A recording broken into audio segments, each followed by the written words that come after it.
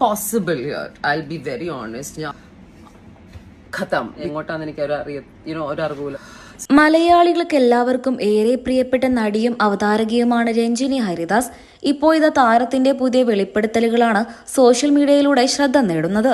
Hema committee report വിവരങ്ങൾ പുറത്തുവന്നതിന് പിന്നാലെ നിരവധി നടിമാരാണ് പല പ്രമുഖ നടന്മാർക്കുമെതിരെ ലൈംഗിക ആരോപണങ്ങൾ ഉന്നയിച്ചുകൊണ്ട് സോഷ്യൽ മീഡിയയിലൂടെയും മാധ്യമങ്ങളിലൂടെയും രംഗത്തെത്തിയത്. ഇതിന് പിന്നാലെ തനിക്ക് സിനിമാ മേഖലയിൽ നിന്നുമുണ്ടായ ഒരു ദുരനുഭവത്തെക്കുറിച്ച് തുറന്നു പറഞ്ഞെത്തിയിരിക്കുകയാണ് പ്രമുഖ നടിയും അവതാരകയുമായ രഞ്ജിനി ഹരിദാസ്. താരത്തിന്റെ വാക്കുകൾ ഇങ്ങനെ: ഞാൻ ഈ പറയുന്ന കാര്യങ്ങളെല്ലാം 100% സത്യമാണ്. എന്നാൽ ഇതൊരു കഥയായി മാത്രമേ എനിക്ക് പറഞ്ഞു തരാൻ കഴിയുകയുള്ളൂ. കാരണം എന്റെ കയ്യിൽ തെളിവുകളില്ല. ഇത് കുറെ നാളുകൾക്ക് മുമ്പ് സംഭവിച്ച ഒരു കാര്യമാണ്. ഒരു പ്രമുഖ നടൻ എനിക്ക് അദ്ദേഹത്തിന്റെ വസ്ത്രങ്ങളില്ലാത്ത ഫോട്ടോകൾ അയച്ചു തന്നു. അതിനുശേഷം എന്നോടും അതുപോലെയുള്ള ഫോട്ടോകൾ തിരിച്ചയക്കാൻ പറഞ്ഞു.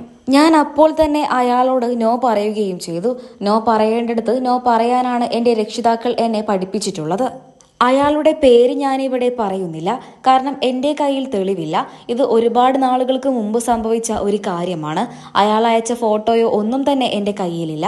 അതുകൊണ്ട് തന്നെ ഞാൻ ആളുടെ പേരും വ്യക്തമാക്കുന്നില്ല.